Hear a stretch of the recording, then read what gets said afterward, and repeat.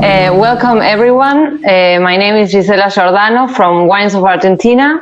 And on behalf of Wines of Argentina, I would like to thank you all for joining us today. Today, Paz Levinson, together with Patricia Ortiz, Sofía, Elena, and Juan Pablo Murgia, will take us to the wonderful lands of Patagonia, deep in the south of the world, the land of wind, water, and endless roads. The session will be recorded and then will be uploaded to our YouTube channel, so you can check this out later. Please mute all mics so there's no interferences, and you can make some questions if you want in the chat, and we will have some minutes at the end for answering. Thank you very much and enjoy. Paz, all yours. Yes, hello, good morning, good afternoon. My name is Paz Levinson. I'm living in France. I'm from Argentina and working here in Paris with Chef and Sophie Pic. And today we are in the third session of Wines of Argentina talks, conversations, and we'll be exploring the new regions of the south, like Gisela mentioned.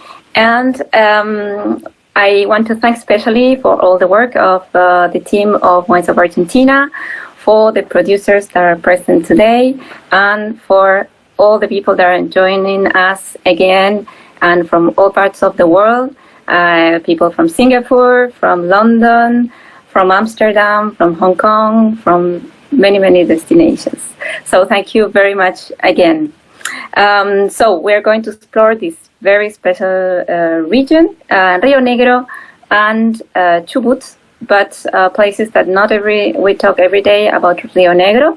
And for these conversations, we had invited to Patricia Ortiz, and I will present briefly Patricia.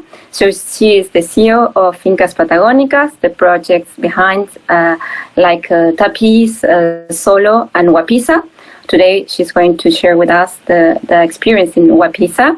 She's art collector and former nephrologist, but now she's fully dedicated to wine. And she's the president of Bodegas de Argentina as well. She will be sharing with us all the experience in San Javier, in the region where Wapisa is located. Secondly, we have Sofía Elena, and Sofía Elena is winemaker.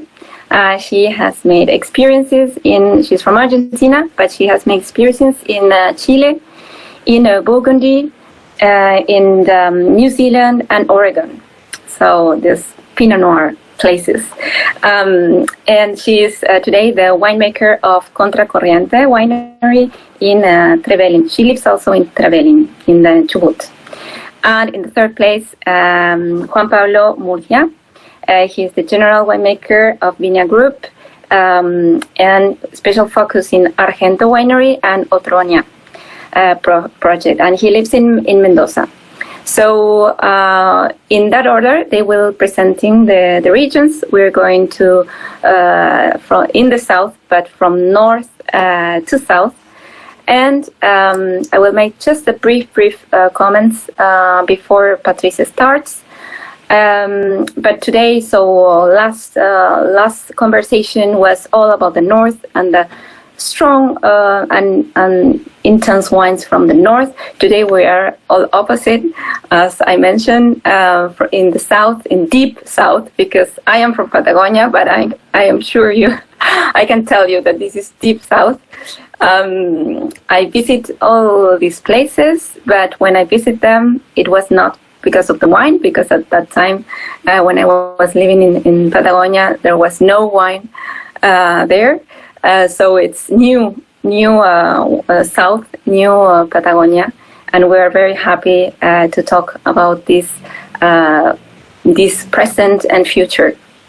So we are going to be talking about Rio Negro and Chubut. Here you can see in the map, Rio Negro and Chubut, very in the south, but in Rio Negro, in the coast, yes, so near the Atlantic Ocean.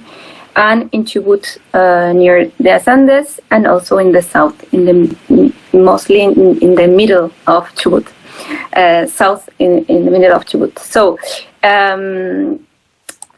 if we can see the next map is a little bit more in detail. And here you can see all the valleys of the Rio Negro. We have also Neuquén, but all the valleys of Rio Negro. And so we are going to talk in the lower valley of Rio Negro. As you can see, it's far away from General Roca, from the upper valley, when normally we talk mostly about the upper valley because it's the main region. But today we're talking about next to the Atlantic, very few kilometers from the sea, and this is the lower valley, and Patricia will be presenting this region. In the next map, you can see as well that we have in Argentina some developments in the coast. We talked in the first session for the Argentinian harvest report. We talk about Buenos Aires and the region in Chapadmalal. So if you want to know more about this, you can see the video of the first session, which was a little bit overview about this region, but also the harvest report. And here you can see Rio Negro, lower valley, San Javier at 8 kilometers from the ocean. Patricia is going to give us all the details, but as you can see, it's new wine region, new style of wine for us, as mostly all the wines in Argentina, it's a great percentage in Mendoza region. We have another map. Briefly will come, and this is where is located winery that Sofía Elena will share with us in Trevelin. You can see 16 de octubre, 16 de octubre valley. So this is the valley that Sofía will share with us all the characteristics. It's the first valley you see in this map, very near the Andes, in a beautiful town of Trevelin. And you can see also how far it's from Rio Negro. No, it's a very good map of wines of Argentina, because you have also also the altitude. As you can see, in the south of Argentina, the altitude is quite low. And Juan Pablo will talk us about Sarmiento. So here you can see Sarmiento, very in the south of this map, near the Musters Lake. Yes. So in very general, in the next map, you can see a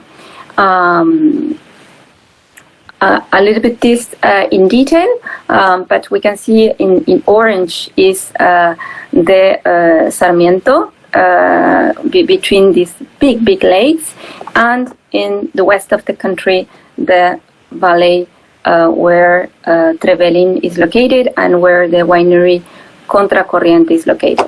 So I will, we have a little bit of general characteristic of Chubut, but I will let's go directly to Rio Negro, and you will have as well the presentation for you. So you will have all the details, and you will be able to read all the details. I want to let Patricia start with the Rio Negro, the lower valley, and the first question, Patricia, that I want to make is having winery in Mendoza, vineyards in Agrelo, San Pablo, in Cafayate as well, in the north. Why San Javier? Well, our proposal was to find we always are looking for the authentic expression of the terroirs. And we saw that Maritime Patagonia is a young region with a lot to explore and a lot to see there. So we started in a property that we had. My husband had onions there. So half of the property were with vineyards, and like 7 years ago we had our first, let's say, not harvest, but we were starting to work in order to get our first batches, seeing what we have to correct there. And 3 years ago we launched our first wine from that region. We are still learning a lot there. It's a lot to learn. It's very different region compared to Mendoza, but the potential that we are seeing there is huge. What are the general characteristics of the region? Can you share? Yeah, I mean, what the region has is Rio Negro has a big river, is the Rio Negro River, which is the source of our water. We are in a small valley between two plateaus. The valley is where the river flows. So the altitude there is no more than 4 meters above sea level, so we are not high at all. And of course, it's a desert. It's a desertic place, a lot of wind. But as we have the river, and the river is with channels that we can irrigate, we have that problem. I mean, we don't have the problem that we usually have in Mendoza. I remember many years ago, I met Phil Trossier in an airport, and he was telling me, you have to look for places with a lot of water, and I was thinking Patagonia, whatever. So I always say Phil is part of this. He put us a little more idea in our thinking that we already had about Patagonia.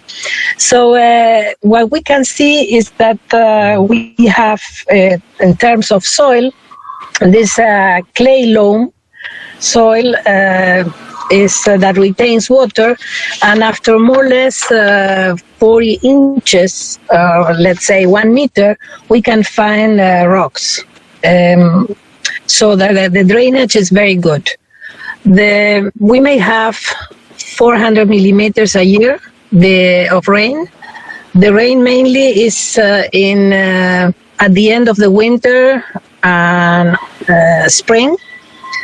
And the average temperature is, I mean, what we can see is very similar to San Pablo in the Uco Valley. In terms of temperature, we have frost. We have starting always, the frost starts in May, at the beginning of May, and we may have the last frost in October, middle of October. So this is always the big risk that we have. Since we are there, we always had losses because of the frost. But we don't have is hail, which is great. We never have snow because of the ocean influence. The average temperature between day and night is really very high because we have always cool nights. For the wind, we have planted, of course, trees all around in order to prevent that, because they can be really very strong winds. This year we started the harvest again, like in San Pablo. We started with the Pinot Noir in February, at the end of February, and then we were having the harvest of the Malbecs, and at the end, let's say in April, we finish with the Cabernet Sauvignon. What we have planted there and what we are having is Sauvignon Blanc, which has a really great expression. It's a Sauvignon Blanc very different from the one that we get in our properties in Mendoza. We can even feel the saltiness in the wine. We have Malbec, also a Malbec very spicy, very different from Malbecs from Mendoza. And Cabernet Franc, we just started with the Cabernet Franc. And also we are having Pinot Noir, which is they like a lot at that type of climate. We see that Pinot Noir is developing really very good. We have a lot of strawberries, lot of jams. It's really roses. It's really a very nice expression of Pinot Noir. Which other grapes are you thinking? Well, we're thinking of planting another whites. We are looking between Albarino and Semillon. This is the things that we are thinking. Of course, as I was saying, we are still exploring. We are 60 hectares planted now in production. And we are seeing to put more of those because the result is good. I mean, at the beginning was like, okay, let's invest and let's see. I don't see now the presentation. If you are looking at it, I don't see in my computer, but in one of the pictures you can see the new winery. It's a white building that we hope to finish for this year. I don't know with the whole pandemic if we're gonna do it, but we are now really investing in the place because we believe this is a place to be. What is new? Yes. Now the picture was.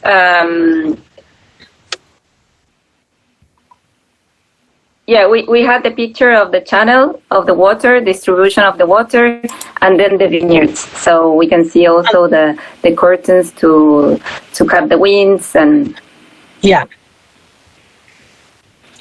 Yeah, which is, as I tell you, is really something very important then, because the wind is a different talk than the one that when we talk winds in Mendoza. It's another thing. Wapisa means whale in the indigenous language of the inhabitants of Patagonia, and so we pick that name because the whales, they really pass through in that area because they go to south of Argentina to breed. So we also have a partnership with the California Ocean Alliance from the California University in Santa Cruz for the preservation and conservation and research about the whales in the coast of Argentina. The mission of our company is always that we respect the environment and preserve the cultural values where we are doing our business. So in this area, we find out that the whales was the most important thing for the area and for the Argentina in Patagonia.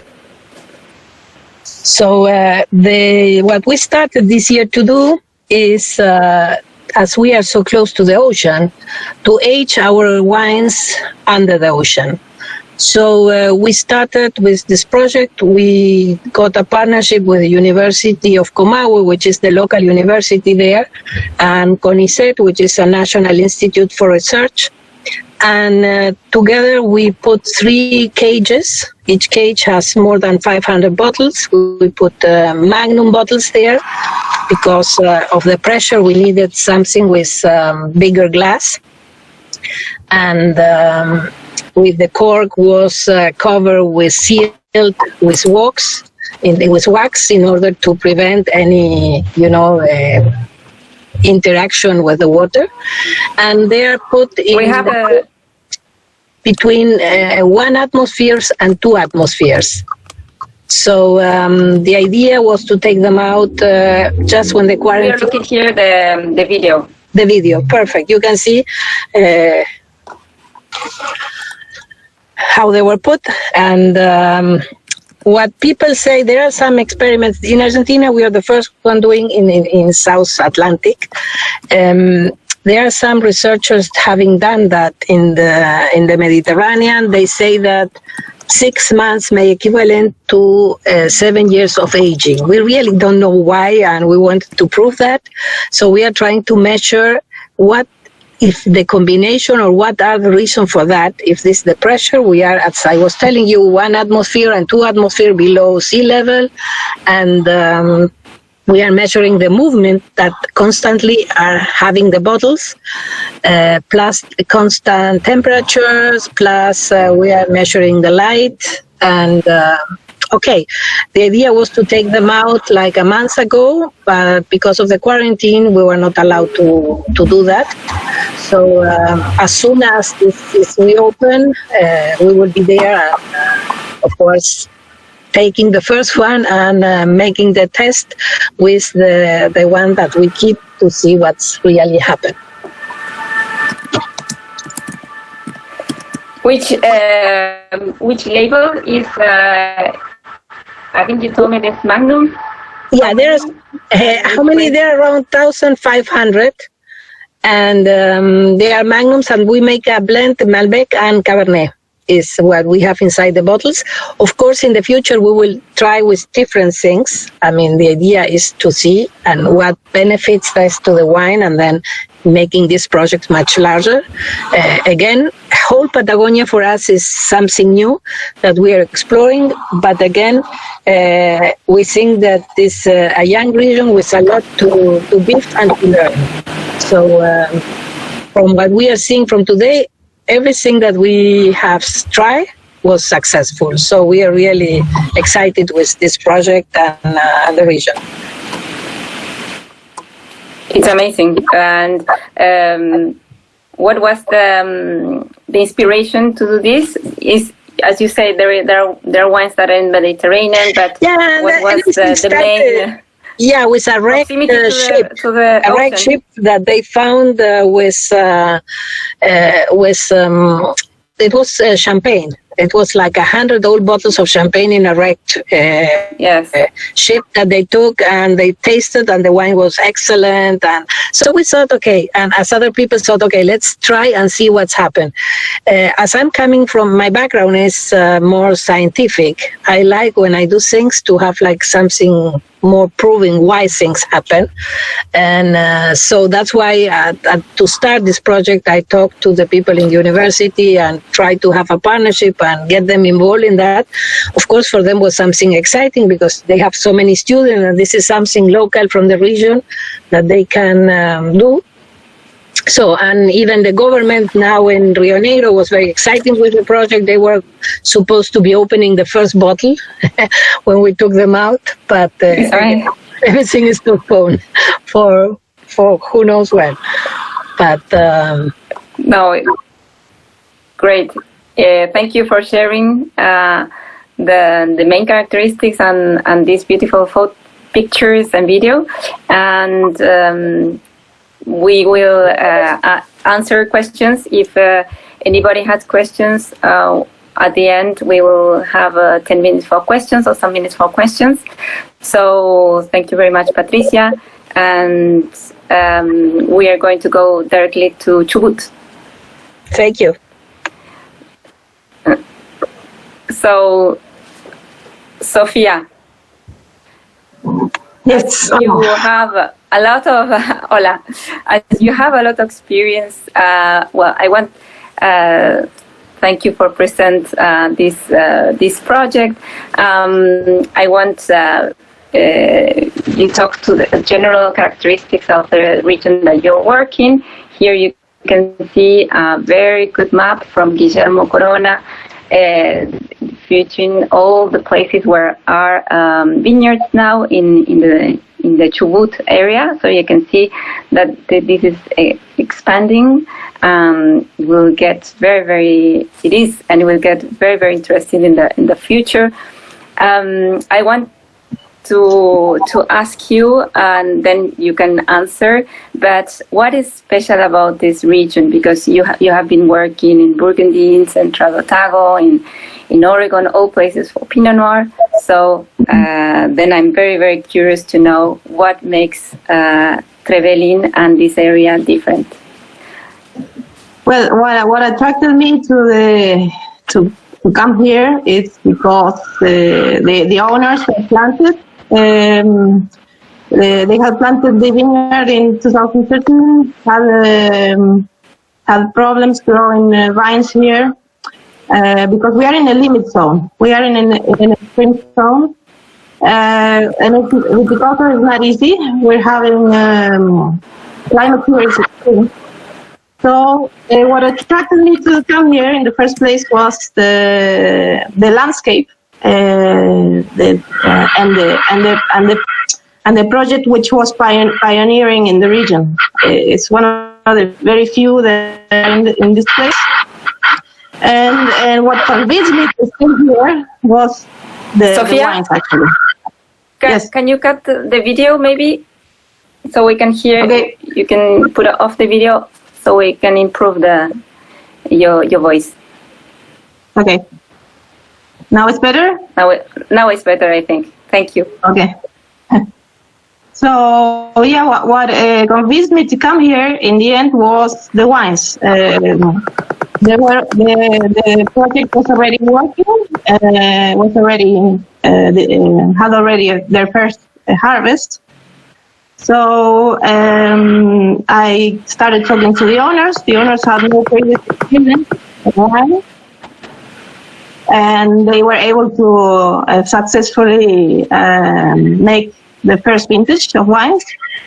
and I came here for a visit, like maybe you, but focusing on wines. And when I tried the wines, they surprised me because they tasted as other wines that I had tasted abroad from cool climate areas. So I think this region has the potential to develop as a cool climate area. We are not able to grow anything else rather than Pinot Noir, red variety, and white wines. We're in a limit zone, so that's what's attractive about this place.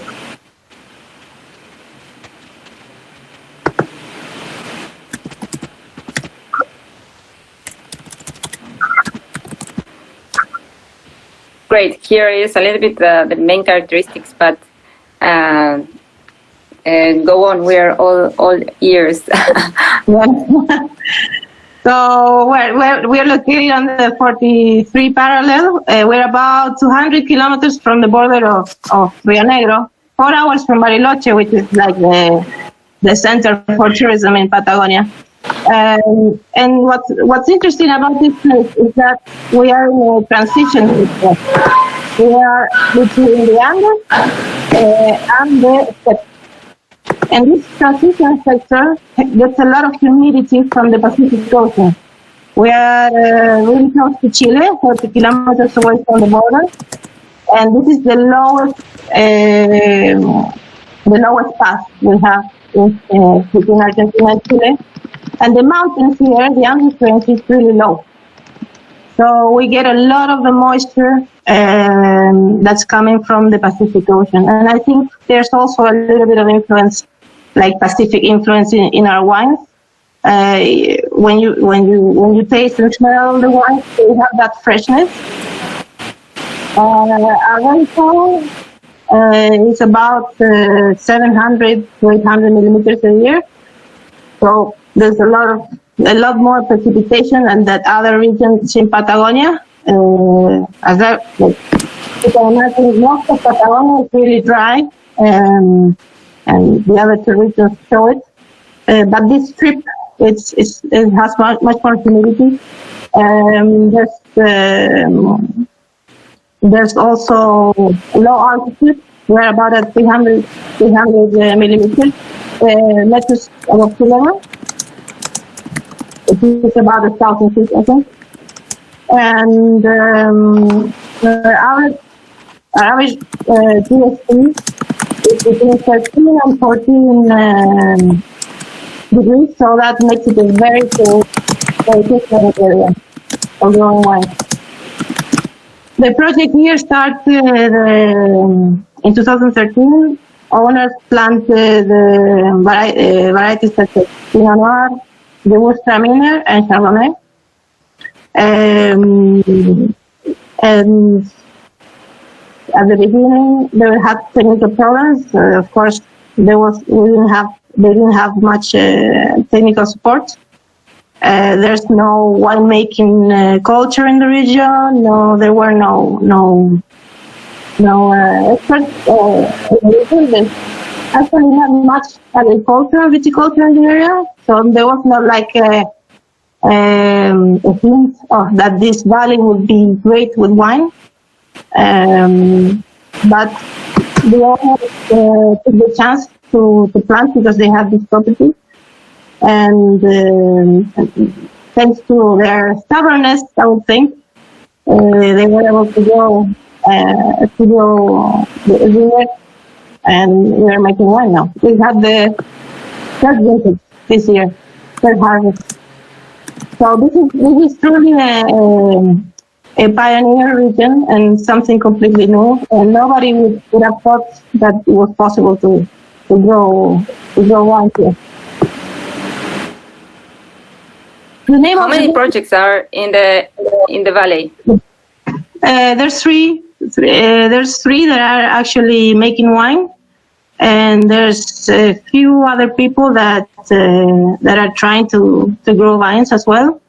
Most of the projects are private. It's people that have property and they are looking to do something exciting with what they have instead of cattle farming, maybe, or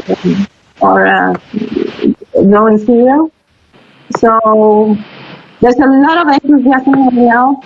People that are thinking about growing that, but it's difficult. It's difficult because of the weather, the extreme weather. There's a lot of funding needed to do these projects. So it's mostly a private effort, and people get discouraged, of course, because it's not that easy. So there's 3 that are actually making wine right now. This is the view from up the slope with the vineyard below. It's 3 hectares, around 3 hectares. And we have planted half a hectare on that slope you see last year. And we're planning to do another half hectare this year of Pinot Noir. The plants on that slope are Pinot, and the bottom we have Chardonnay, Gewürztraminer, and Pinot Noir as well. We have frost. Well, I was talking about the weather. It's quite extreme. Sofía? Yes. Maybe there is a little bit of noise of the. If you can take or be a little bit more far away from the microphone. I think this microphone doing a little bit of noise. Okay. Let's try. Okay. So yeah, I was talking about the weather. The weather is quite extreme. We do get frost, early frost, late frost, like other regions, but we might have frost during the summer as well. Because of the thermal amplitude, we get an outrageous thermal amplitude of sometimes 30 degrees. The springs are humid. We get most of the precipitation in the winter, some in spring, and the summers are really dry. So we get a lot of heat during the day, and it cools down very quickly at night, and that forces down radiation spots. So we have to protect the vineyard at all times. We use water. The soil is alluvial. It's mostly the origin is glacial. So it's a lot of deposits from the river that you can find on the vineyard below, and also glaciations. So it's all deposits from the glacial area and the river. That's the view of the property. The owners have a fishing lot in the area. It's right next to the town of Corriente. So the activity here mostly is tourism. And you can see as well the green now, so different. Yeah. Yes, we have a permanent cover crop on both vineyards. So it's really nice. It's a totally different landscape from other regions in Mendoza, in Argentina. And well, the owners have this lodge, fishing lodge, fly fishing lodge, and the area is very well known worldwide for fly fishing. We have rivers surrounding all over the national parks right next to us, the Los Alerces National Park. And we harvest about late April. We all of our grapes are harvested at the same time. There's none that goes faster than the other. Sometimes we put the whites first and then Pinot, but it's mostly around the same time. And yeah, we're getting enough ripeness to pick we're using the Andes mountain range, which is really close, about 20 to 30 minutes away, and the national park also is in that area. And we can have snow on the peaks next to us, and we will see the summer. So the landscape is really nice, and that's the Percy River, which crosses all the town of Terroirs, and it's right next to our property as well. And Sofía, can you share with us as well this is, if we don't convince you to go to Patagonia with this picture, I don't know what we can do, but it is a beautiful national park, amazing, with a lot of the diversity, and yeah, it's one of the most beautiful places in Argentina for sure. But about light, and also I think you mentioned also the winds, but light and wind, I think that we were showing that there was all these trees surrounded the vineyard, but also the light, no? Yes, there's a strong. We get a strong UVs during summer, and it's very dry. We get winds like all over Patagonia. That's like a rule for Patagonia. We are somewhat protected from the winds, but we get them. And there's a lot of labor in the vineyard. I'm at the vineyard all summer with people working and doing a we're trying to get as low yield as possible so that you have to repeat. Sorry. Sorry? No, that's okay. Yeah, you have to repeat because it got a little bit. Sorry. No, that we're getting we do a lot of labor on the vineyard to get the right amount of ripeness. That includes a lot of fixing shoot thinning, wet rubbing, anything that you can think of to get as low a yield as possible and get the grapes really ripe. And well, the park is 30 minutes from us, and it's a really big park. It's about 200 kilometers square, and it's a great place to enjoy as a visit. Yes, it's so beautiful. Thank you very much, Sofía. If we stay, but because we are going to have questions for sure. Wow. Thank you very much. And, you're welcome. And yes, I hope the connection will be improving. But yes, we know where you're very, very far away, and it's very deep Patagonia. Sometimes connections can be very, very tricky. Yes. But thank you very much. You're welcome. So to continue, we continue the trip to south, even more south, because I'm from a city called Bariloche. It's a very touristic city, and I remember going all the way down to Fitzroy and Chalten and Perito Moreno, and it can take like 3 days to get by car, village by village, and yes, it's long drive from Bariloche. That Bariloche is 2 hours and a half by plane from Buenos Aires.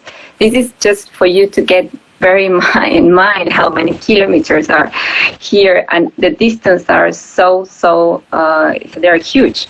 So one of the main difficulties as well that all the producers are experimenting is that there are regions that are very isolated, and all the logistics, as you can imagine, goes much more difficult.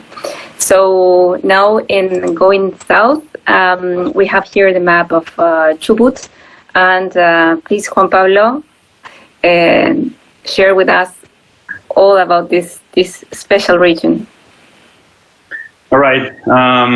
Hello, everyone. Thank you, Paz, for introducing. So, I'm gonna tell you some details about this project. We started this project like 10 years ago, in the 2010 approximately. The family, the family, started an expansion in wine business all over the world, and Patagonia, one of the regions they wanted to explore. So we had this place in Sarmiento with originally with a cherry trees plantation. So we decided to to make some research with the vineyard, and so that's the reason we moved there and plant this vineyard in the year 2010. And it was like a big risk because we didn't knew about this place as we now know, but and it's a very challenging place because of course, as most Patagonian places are very challenging. This is kind of extreme in all aspects, especially the location. We are in parallel 45, 36. This is the southernmost vineyard in Argentina and South America and maybe in the world. We're almost sure that this is the southernmost wine production in the world. And of course, we have some special characteristics, like similar to in northern Chubut. Sofía was telling. Temperature is one of the most important. For me, I think it's one of the keys of that characterize this place. Actually, at the beginning, we thought that we would be able to make still wines, with a good ripeness at the beginning because of temperature.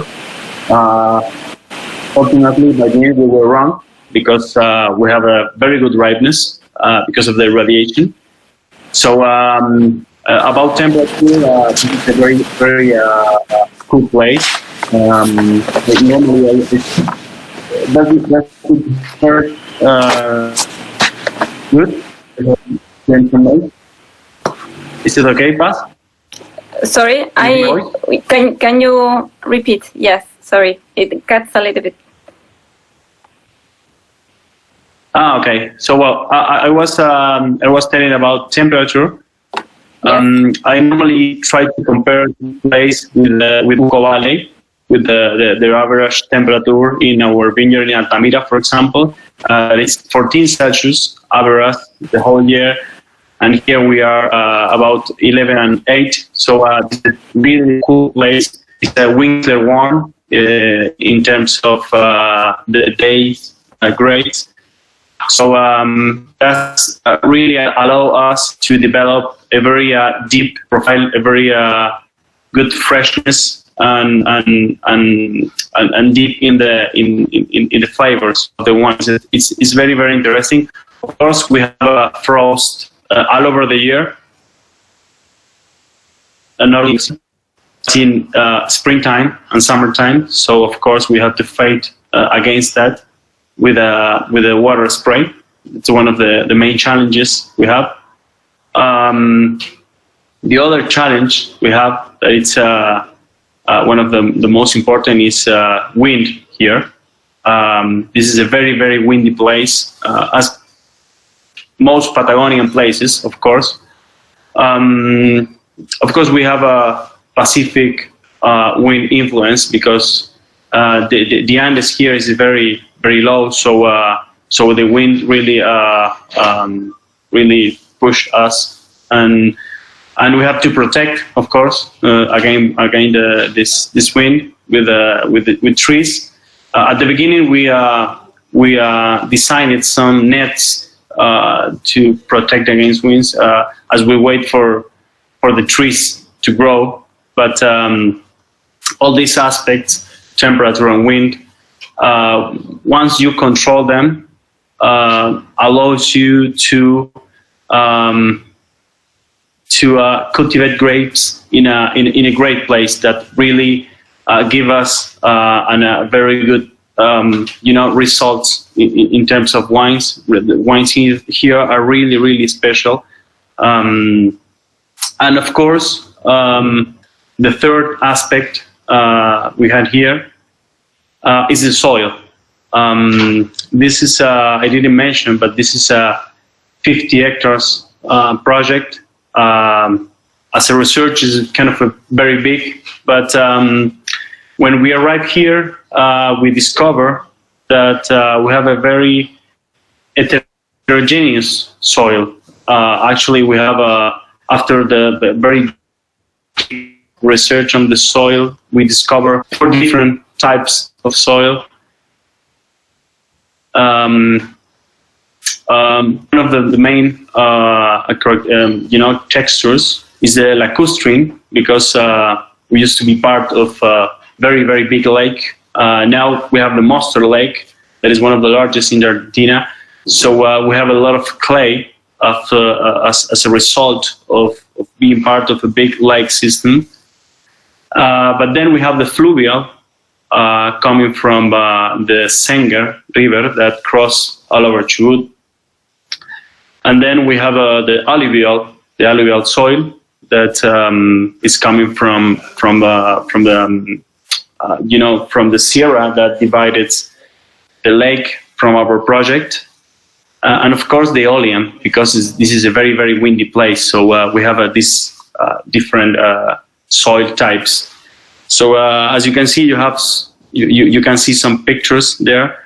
This is a typical Patagonian plateau. This is a desert.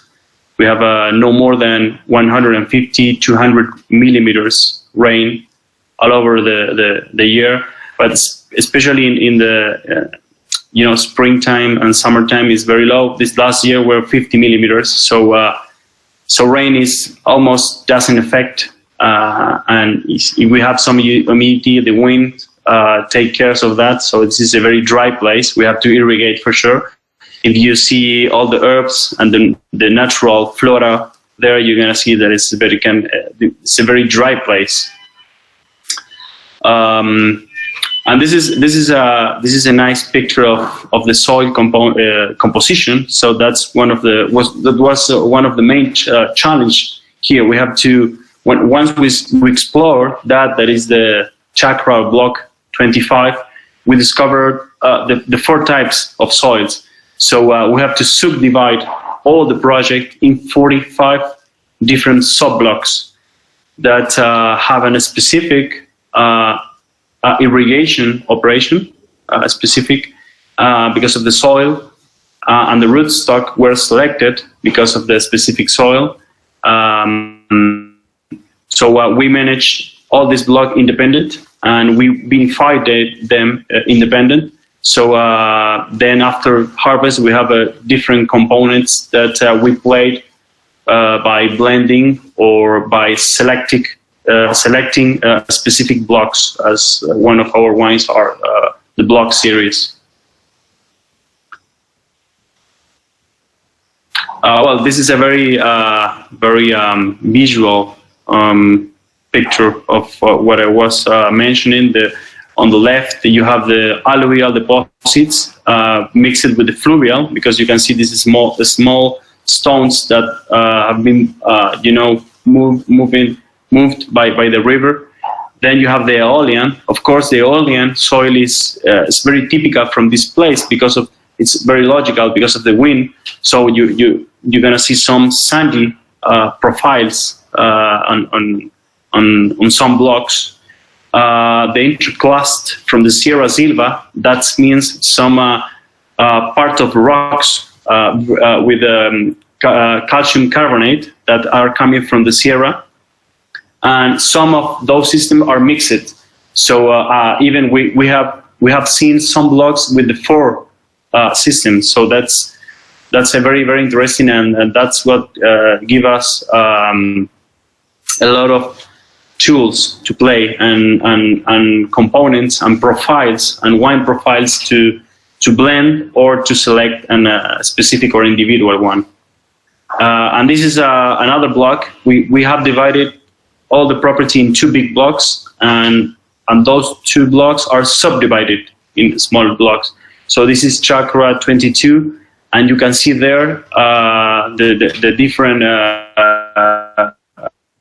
compositions: the alluvial, the silty, the fluvial in the bottom of because the soil, because the river was, that's where the river used to pass, and the lacustrine. That it's very, very interesting because I come from Mendoza, and I've never worked with the lacustrine soils. That is the majority is clay. So yeah, I was reading Phil's question. Well, chakra is a very typical Patagonian word that means surface to be cultivated. Could be grapes, could be another thing, could be I don't know, fruits. That what people call chakra. As we were in this Patagonian place, so we took that name from the locals. And some of these pictures really shows you what is extreme Patagonia. This is a picture from winter time when you can see the snow, because it's very cold in winter time, and at the same time you can see the nets on the left, because that picture was from the beginning of the project, when by those times the Alamos trees were not so high, so we had to protect with these nets. These are the interblock nets, but we have some interline nets too that they're not in that picture, but it's part of the protection. Wind some days can be 100 kilometers per hour, so this is a part of the extreme conditions we have here. Well, this is a very good picture. This is more actual because, of course, it's different season. This is springtime, almost summertime, and of course, you can see there. This is a normal day in Sarmiento. Very, very windy, and this wind it was kind of a big challenge. But once you control it, is one of the factors that make this place special, because I didn't mention, but we grow this place very natural. This is organic certified since the very beginning. But it's something that it's very easy to get the organic, because this is such a natural place. There is almost no sickness here. You have no botrytis, you have no mildew, you have to do the minimum control and the soil movement, and that's it. So we took that advantage from the wind, this challenge, and turned into an advantage. So those are typical videos from springtime. This is kind of that's maybe kind of a normal day in Sarmiento. Well, this is the Pacific influence, and one of the reasons we don't have the Atlantic Ocean influence is because of the Pacific influence crossing from the Andes. Give this powerful wind. And on the right, this is a Musser Lake that is just on the other side of the Sierra.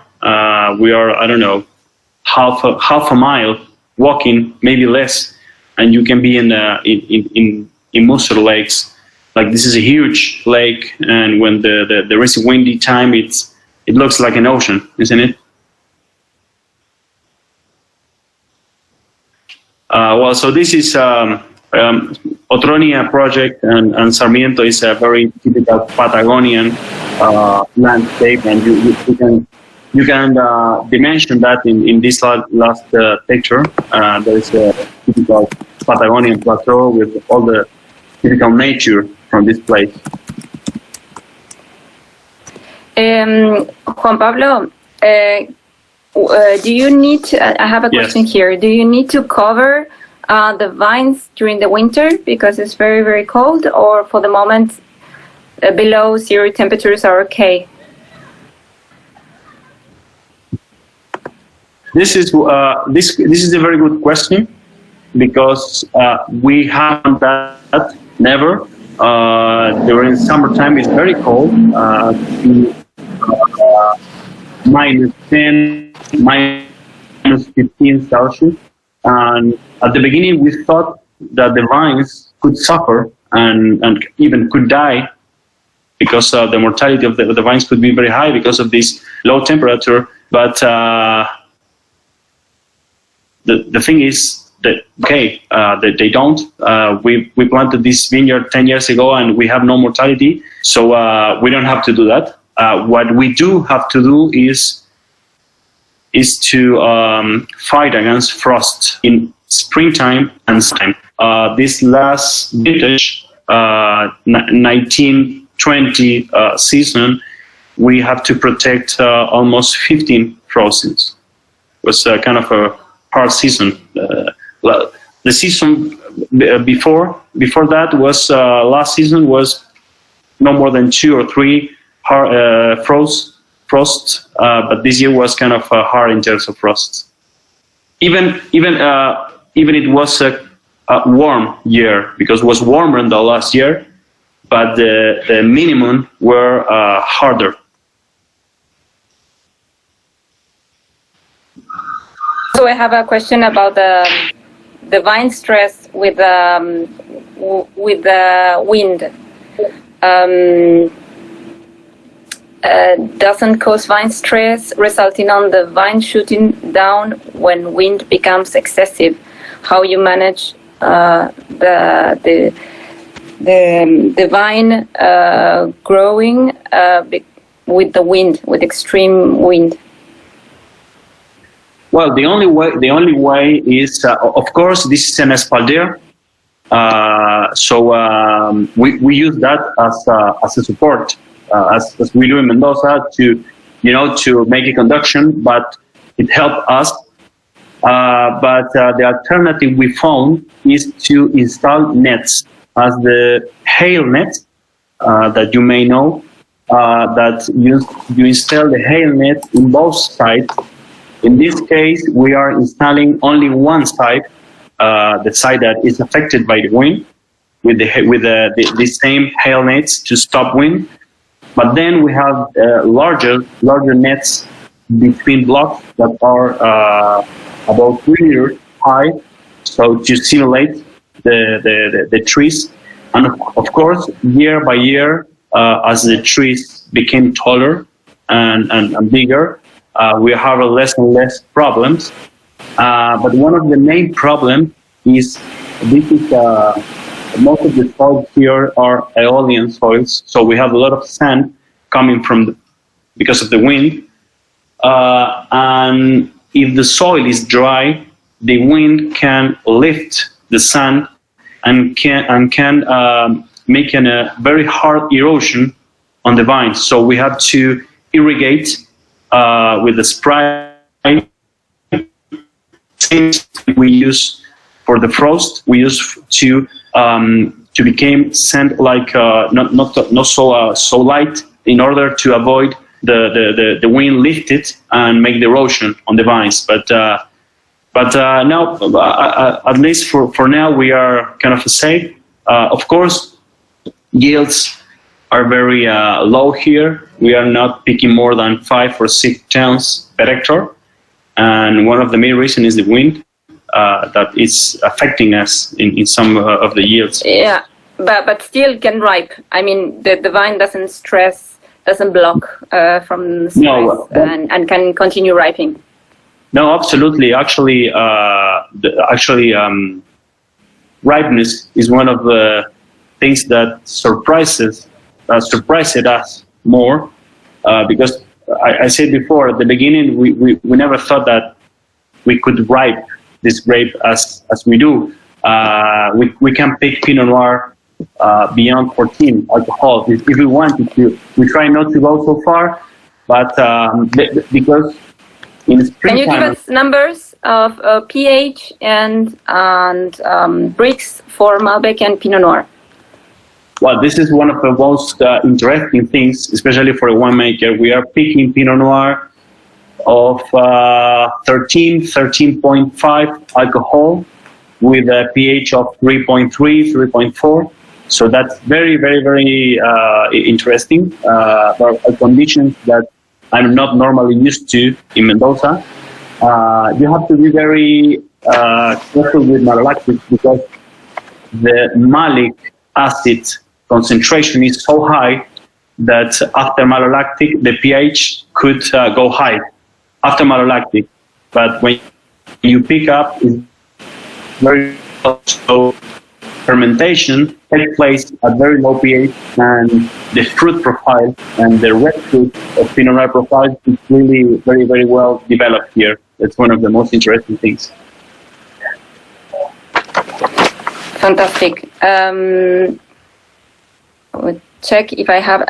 Do you use cover crops to prevent erosion, or is with the? There is Ignacio made the question about the pH and bricks. So thank you, Ignacio. Do you use cover crops to prevent the erosion in the? No, well, actually, the only protection is for erosion is the alamos trees, the nets. Yeah. To irrigate, to to avoid this light sand, from some specific sites, because our specific part of the vineyard that has a lot of sand, a lot of when the winds come from that area, you can have erosion. But with the irrigation, with spray irrigation, we compact all the sand and we avoid the erosion. Fantastic.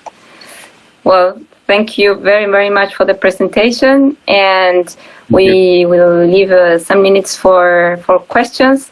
We are 10 minutes past 5. Sorry for a little bit of delay, but there is I think these 3 regions are so interesting. We were talking. There was a question for Patricia. Patricia, if you are there.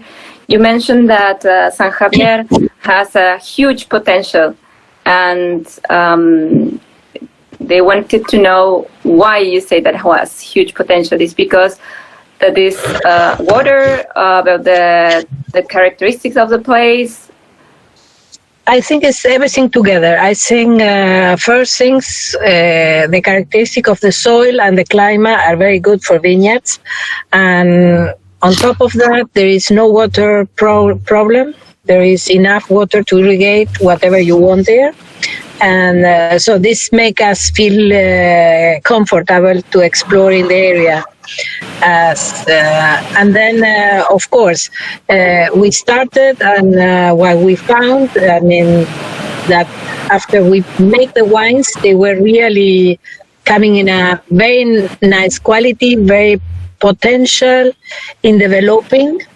Still, there are new wines, so we haven't keep them for too long. We can see in tannins, in acidity, that the potential of aging of those wines are really good. And a different expression, totally different expression from the wines from Mendoza. Great, thank you very much. And I have a question for Sofía. Sofía, how does Patagonia Pinot Noir compare, or the Pinot Noir from your region compare with Oregon and Burgundy? I think the comparison could be the freshness that you feel on the wines. I'm all about finding wines that, or working with wines that have that freshness that we lack sometimes in Argentina, and that's due to the low alcohol, to the natural acidity, the balanced acidity. So I think that's the main part of this type of wines and the potential of this type of wines. It's pretty a cool climate area. We cannot grow anything else. And all the wines have really nice balanced acidity, subtility, and they are really refined. So there's the potential to do very nice, hopefully long aging wines as well.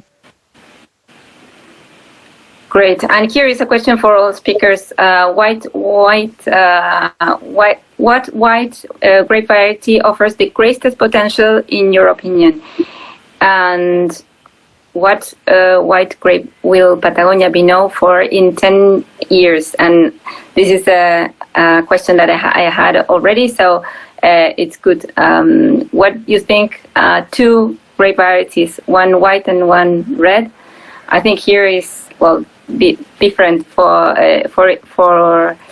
Patricia than for Chubut, but please, Patricia. Well, we saw that that the Sauvignon Blanc has a great potential because it's not a Sauvignon Blanc like the one that you make it from New Zealand, very grassy, very herbal, nor the Sauvignon Blanc that we get in Mendoza, which is much more aromatic and maybe with some tropical notes. This is something in between that we see that the customers likes a lot, because it pairs perfectly with food or without food. We will see, we will make try with the Millón and also with Albariños, that we believe they can also grow very good there and get a nice expression. And in the red side, we are amazed with the Malbec. Although we think Pinot Noir is great for there, the results of Malbec are really very good. Again, very spicy Malbecs, with touch of minerality, but most of that spiciness. Yes, people were asking in the same region why Pinot Noir, for example, Pinot Noir, Cabernet Sauvignon, and Malbec together. But it's true, the conditions are really, really good in Patagonia, no? Yeah, we believe that. Yeah, and we try them, and I was writing in one of the chats, in that region, like 70 years ago, there were vineyards planted in the time that the wine was taken to Buenos Aires by train to be, bulk. Then the wine industry fall down, and that area was abandoned. But at that time, what they brought from Bordeaux, which has a lot of similarities, was Malbec and Merlot. Yes, absolutely. Sofía, what is the future for you? The two main grape varieties, one red and one white. Pinot Noir, that's for sure. and different expressions of Pinot Noir. We would like to be Pinot Noir pioneers here. There's a lot of regions like Oregon and New Zealand that are focusing on different clones, different types of Pinot, different techniques to grow Pinot, and different soils. And Pinot is it's a variety that shows really well the different types of nutrients there are. So I think Pinot Noir, and then whites. There's a whole world of whites that I would love to try, and that we should start trying. Not just Sauvignon Blanc and Chardonnay. Chardonnay also has the potential for sparkling. Really nice sparkling that we tried last year. But we should try a lot more varieties. I'm thinking about German varieties, Alsatian. There's a lot we could try from one or two varieties, I think. Fantastic. And Juan Pablo?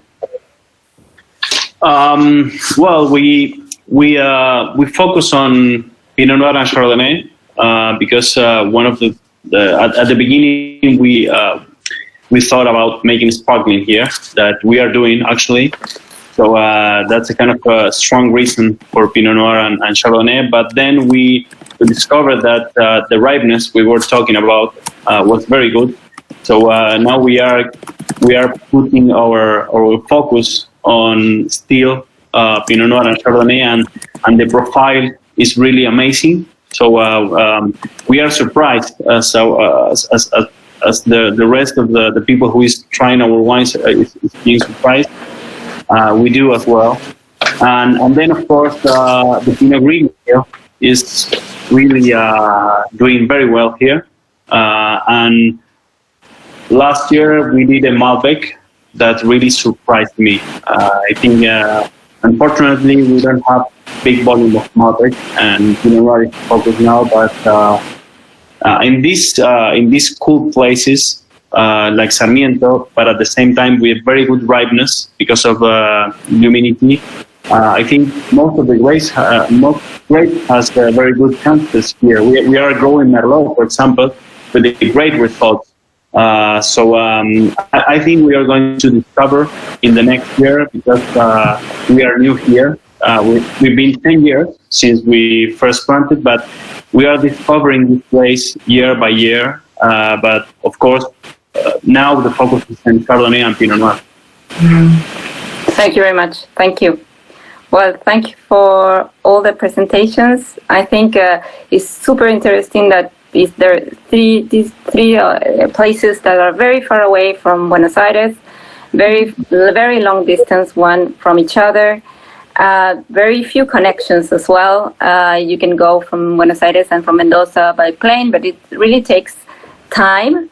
There is not a lot of people in Patagonia with the experience, workers, so it's very difficult to get the workers. Each of the projects share with me that it's very, very hard to get people with knowledge of how to prune and how to make all the labors in the vineyards. So they share these difficulties, and they share as well the high luminosity, the strong winds, the lot of frost, mostly in Chubut, and frost during the summer. So that is really, really challenging. Low temperatures and the influence, some from the Atlantic, like Patricia, and some from the Pacific, like in Trevelin, that Sofía shared with us, and some also like Juan Pablo, with the influence of this big lake, and also a little bit of the Pacific. But this is the result of also of new wines coming from Argentina with very high acidity, with very controlled alcohol. As Juan Pablo told us, the bricks are very quite low, and a very long hanging season for the fruit, which that the harvest is very late, especially in Chubut. But these extreme conditions is to make wines with a lot of delicacy, with a lot of finesse, with a lot of aging potential as well. So here we are in a totally different aspect that we see in what we are used to in Argentina, mostly in Mendoza.